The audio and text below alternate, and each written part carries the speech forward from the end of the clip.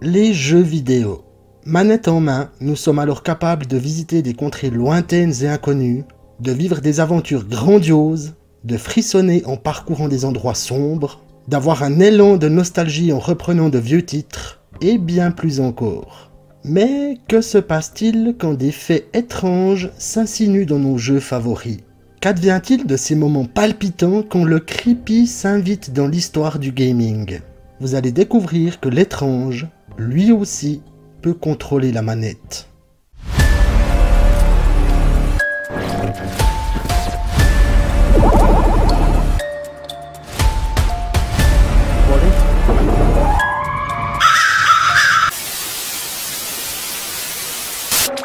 Hey les fans de gaming, ici Critiqueur. Outre le cinéma, je suis également un passionné de jeux vidéo. Ah, passer des heures à parcourir le continent dans The Witcher, mettre des mandales dans Tekken, ou avoir un élan de nostalgie en reprenant ces bons vieux jeux Super Mario, c'est toujours un plaisir. Mais il arrive parfois que des choses étranges arrivent sur nos consoles et dans la vie réelle. Je vous propose donc de découvrir 6 faits étranges liés aux jeux vidéo. Il existe une montagne d'étrangetés dans ce domaine, et comme d'hab, j'ai essayé de faire un mélange des sujets que je trouvais les plus intéressants. Alors, fans de gaming, vous êtes prêts pour un voyage vidéoludique au cœur de l'étrange?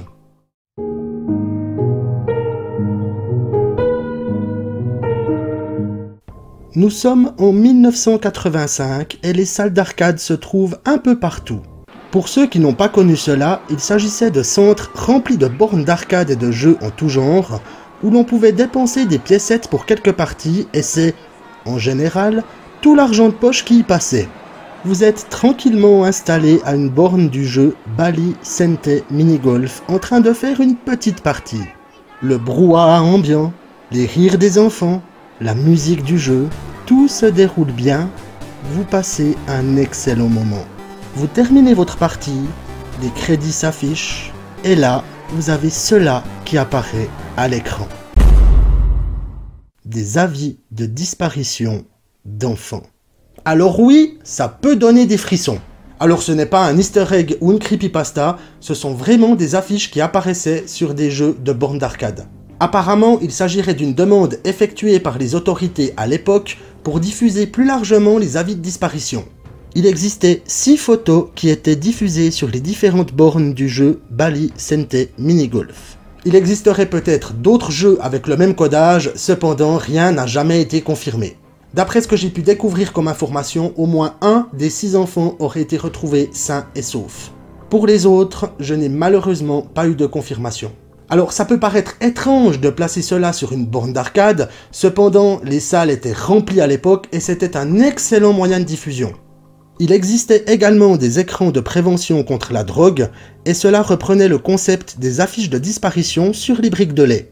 Quoi qu'il en soit, certains joueurs de l'époque ont dû avoir un gros frisson en voyant cela apparaître sur leur écran. Espérons que cela aura permis de retrouver les enfants disparus.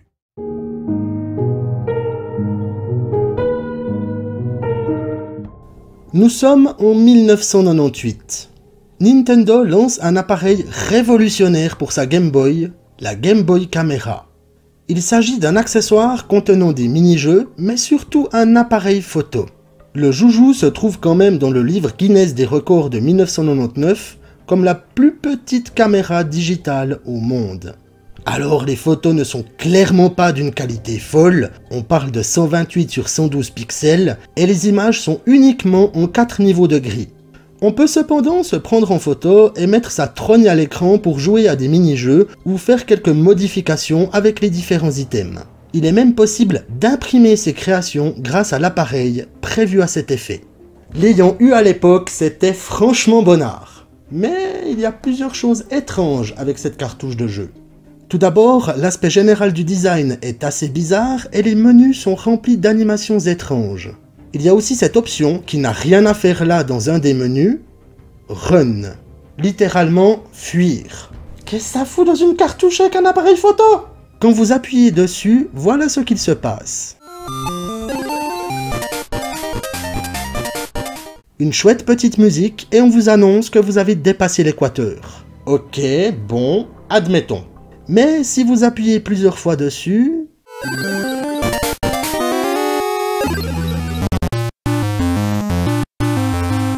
Mais qu'est-ce que ça vient foutre là?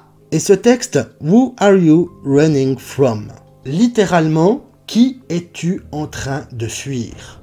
Et ça, sans parler du message d'erreur si, par exemple, vous essayez d'imprimer une photo sans que l'imprimante ne soit connectée. Voici ce qui arrive.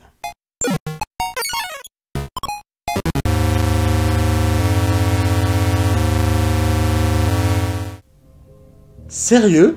C'est comme si à chaque fois qu'il y avait une erreur dans votre ordinateur, on vous balançait un jumpscare. Et encore, dans la version japonaise, il y a 2 autres personnages tout aussi dérangeants. Alors pourquoi est-ce que ces étranges photos sont dans le jeu?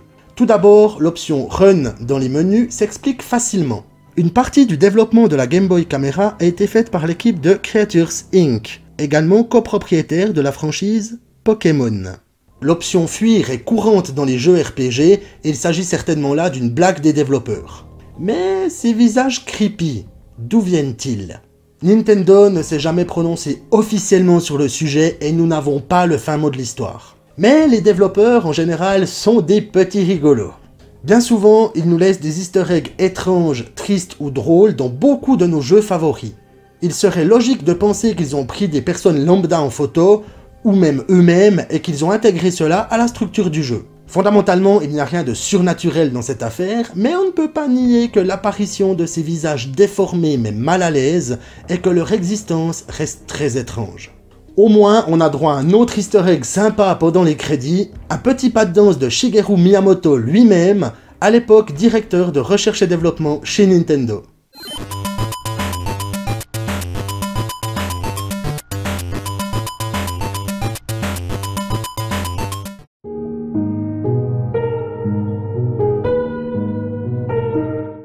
Depuis les années 80, une rumeur se répand. La société de jeux vidéo Atari aurait enterré des millions de cartouches dans la décharge d'Alamogordo, au Nouveau-Mexique, après le crack du jeu vidéo en 1983. Pourquoi une société leader irait enfouir des cartouches de jeux en plein désert? Que cherche-t-elle à cacher? L'étrange légende prend forme, se transmettant d'année en année, parlant de jeux vidéo cachés sous les immondices pour d'obscures raisons. On essaie de faire court. Au début des années 80, la société Atari se prend 2 baffes monumentales dans la gueule. Tout d'abord, son portage du jeu Pac-Man de l'arcade à sa console Atari 2600 est un échec critique, sans parler du fait que la société a demandé la création de 12 millions de cartouches, alors que seulement 10 millions de consoles ont été vendues. Putain, mais ils savent pas calculer! Puis c'est le jeu E.T. l'extraterrestre qui creuse un gouffre financier abyssal pour l'entreprise. Considéré comme un des plus mauvais jeux de tous les temps, il ne se vend que très peu, environ 1,5 million d'exemplaires sur les 5 millions produits, et les invendus sont retournés chez Atari qui se retrouve avec un stock colossal. Afin d'alléger celui-ci, ce sont entre 10 et 20 semi-remorques qui s'en vont pour Alamogordo afin de faire de la place sur les étagères. Le site est choisi car les fouilles dans la décharge sont interdites. En 1983, plusieurs journaux relatent l'enfouissement de matériel Atari. La société précise que ce sont surtout des objets cassés ou renvoyés par les clients. Fait étrange, une dalle de béton est coulée sur le matériel après que celui-ci ait été écrasé. La rumeur commence à gonfler. Qu'est-ce que la société Atari a réellement enfoui dans cette décharge? Il faut attendre 2014 pour qu'une série documentaire, cofinancée par Microsoft, vienne faire la lumière sur tout ça. Obtenant un permis d'excavation, on découvre alors que ce sont bel et bien des cartouches de jeux qui ont été ensevelies. Alors pas des millions comme le veut la légende, mais environ 728 000 unités, dont 10% concernant le jeu E.T. Atari avait bien fait cela pour baisser drastiquement les stocks et ainsi essayer de sauver l'entreprise en diminuant la masse fiscale. Cela dit, la société a été vendue en 1984, ce qui n'a fait que retarder l'inévitable. Alors là, j'ai vraiment résumé les faits, et si vous voulez plus de détails, n'hésitez pas à me le dire dans les commentaires. C'est un fait incroyable et étrange de l'histoire du jeu vidéo. Non mais vous imaginez enterrer des cartouches dans le désert pour diminuer les stocks? Personnellement, je pense également que cette action visait à cacher la honte de la société Atari sur les 2 échecs consécutifs qui les ont menés à leur perte.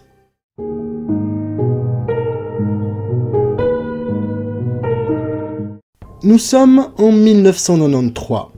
Sega sort un nouveau jeu sur sa console Mega CD, Sonic CD. Le jeu est très bien accueilli et c'est toujours un plaisir d'aller à fond la gomme avec notre hérisson bleu préféré. Mais un étrange secret est caché dans le jeu. À l'écran titre, on peut appuyer sur les boutons suivants: bas, bas, bas, gauche, droite et A. Nous arrivons alors à un écran où il est possible d'entrer des codes pour accéder à des stages cachés, aux musiques du jeu, et si l'on tape le code 46, 12 et 25, on tombe sur cet écran.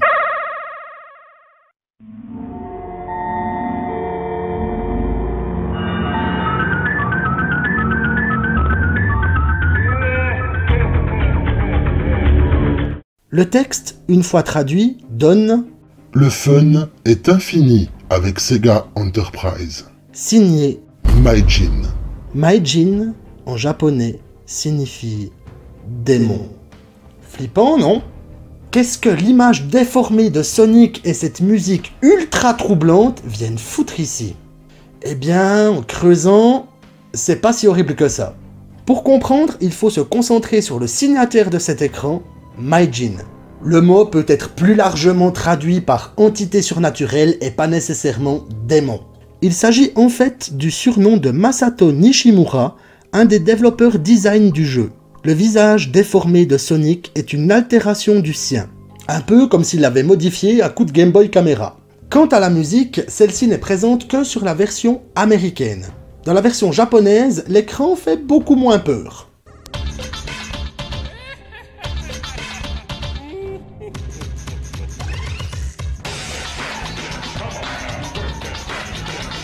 Il s'agit donc principalement d'une blague faite par Masato Nishimura et non d'un écran qui ouvre une porte vers l'enfer. Mais je pense que seul chez soi, le soir, le son à fond, si on tape ce code et on tombe sur cet écran, ça peut potentiellement coller les miches.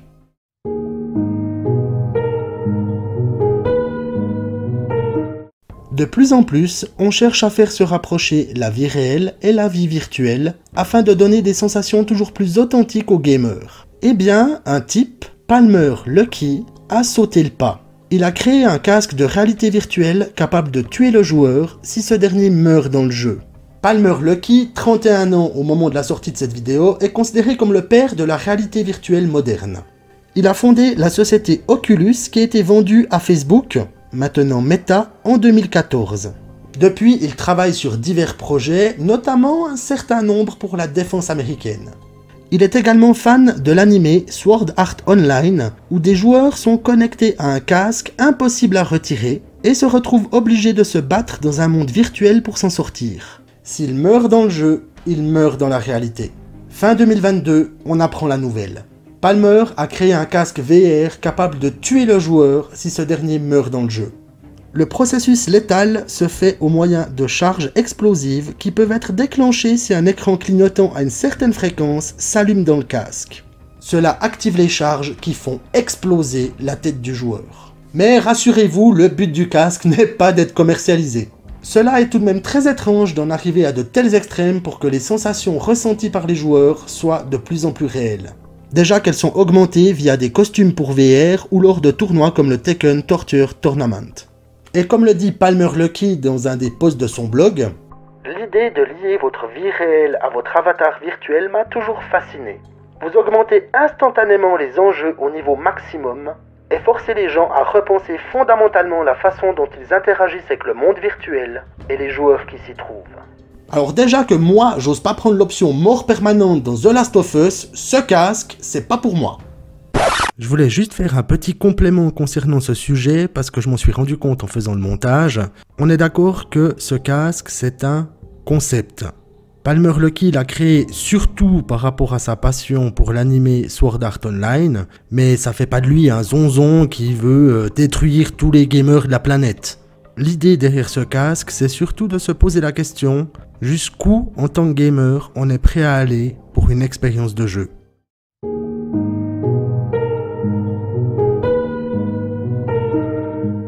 Pour terminer, on va parler d'un sujet que vous devez sans doute connaître, notre plombier moustachu préféré, Mario. j'ai tenté de vous confectionner un petit melting pot des trucs étranges et malaisants que l'on pouvait retrouver dans les jeux vidéo de notre héros à casquette rouge. Vous êtes prêts? On y va. Dans Super Mario Galaxy 2, plus spécifiquement dans la galaxie Magma Glacée, les joueurs peuvent apercevoir d'étranges formes au sommet d'une montagne. On peut aussi les retrouver dans la galaxie du Trophée des Virtuoses. Dans les fichiers du jeu, ces figures s'appelleraient Hell Valley Sky Tree, littéralement les arbres célestes de la vallée de l'enfer. Il pourrait s'agir d'images mises dans le jeu par les développeurs qui représenteraient des Kodama, des esprits des arbres japonais. Mais rien de sûr. Dans Super Mario 3D Land, à la fin du monde 4-4, qui se trouve être un manoir hanté, si vous attendez quelques secondes vers le drapeau final, une forme fantomatique va apparaître dans le fond de l'écran pour disparaître rapidement par la suite. Vu que le chiffre 4 porte malheur au Japon, il pourrait s'agir d'une petite blagounette de la part des développeurs. Ou, qui sait, d'autre chose. Selon une rumeur, les cartouches de jeu Super Mario 64 contiendraient une intelligence artificielle expérimentale et s'adapteraient à chaque joueur, et même à chaque partie. Cela donne l'impression que nous n'avons jamais deux fois la même expérience de jeu.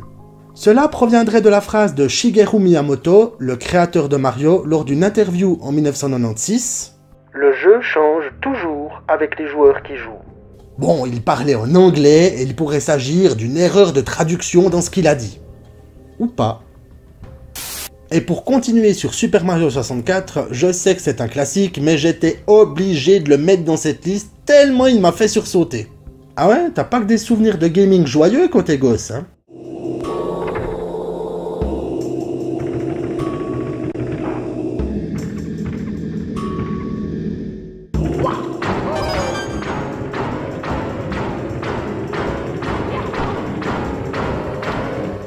Sérieusement, je pense que c'est un des meilleurs jumpscares qu'on peut retrouver dans un jeu Mario. Et vous, ça vous rappelle des souvenirs? Dans Super Smash Bros Melee, une statuette de la princesse Daisy cache quelque chose sous ses cheveux. Un troisième œil. Apparemment, d'autres recherches auraient abouti sur la découverte de beaucoup d'autres yeux présents sur la tête de Sa Majesté. Erreur des développeurs ou princesse victime d'une malédiction? Il reste encore beaucoup d'autres choses étranges et troublantes dans les jeux vidéo de Mario. De manière générale, Nintendo arrive très bien à nous sortir des trucs creepy. Et qui sait, ça pourrait bien être le sujet d'une prochaine vidéo.